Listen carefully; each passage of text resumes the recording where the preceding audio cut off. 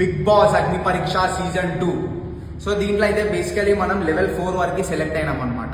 So first level అయితే video application చేసుకొని చేయమన్నారు. సెకండ్ లెవెల్లో జూమ్ మీటింగ్స్ కండక్ట్ చేసుకొని సెకండ్ లెవెల్ తీసుకున్నారు. థర్డ్ లెవెల్ వచ్చేసి అన్నపూర్ణ స్టూడియోస్లో గ్రూప్ డిస్కషన్ కండక్ట్ చేసిండ్రు. నెక్స్ట్ లెవెల్ 4 వచ్చేసి టెలివైజ్డ్ షో స్టేజ్ మీదకి పిలిచి ఇంటర్వ్యూలు తీసుకున్నారు. బేసిక్ గా గ్రూప్ డిస్కషన్ కి పోయినప్పుడు 200 పేజెస్ బుక్లెట్ ఒకటి ఫిల్ చేసినాం. దాంట్లో క్వశ్చన్స్ కి ఆన్సర్ రాసినాం అనమాట. ఆ బుక్లెట్ల నుంచే మోస్ట్లీ వాళ్ళు స్టేజ్ మీద మాకు అయితే క్వశ్చన్లు అడిగిండ్రు. బుక్లెట్లు ఉన్నాయే అన్ని గుచ్చి గుచ్చి అడిగే క్వశ్చన్లు.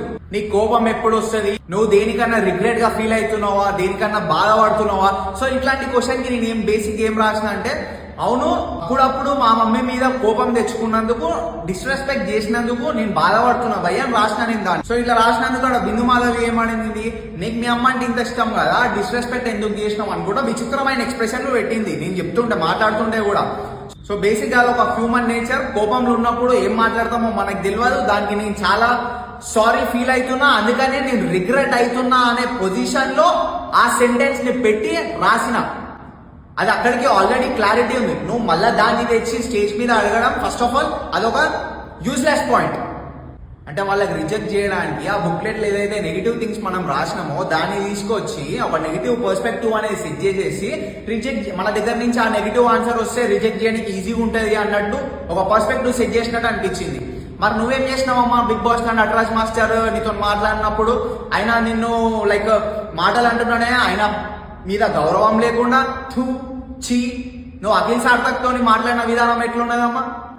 నువ్వు స్టేజ్ మీద నాగార్జున సార్ అడిగితే నీకు సంస్కారం లేనట్టు బిహేవ్ చేసినావు అని నువ్వేం చెప్పినావు అంటే, ఆయన మాట్లాడిన మాటల్ని బట్టి నేను అలా చేశానండి, నాకు అట్లా మాటలు వచ్చినాయి తూచి అన్నాను అంటున్నావు కదా. మరి అప్పుడేమైందమ్మా నీకు? So in the same way మాకు కూడా వస్తుంది, మేము కూడా ఒక మనుషులమే.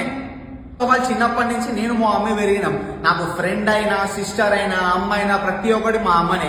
ఏమున్నా, కోపం ఉన్నా, ప్రేమ ఉన్నా, ఏమున్నా కూడా మా అమ్మ దగ్గర నేను చూపెట్టుకుంటా.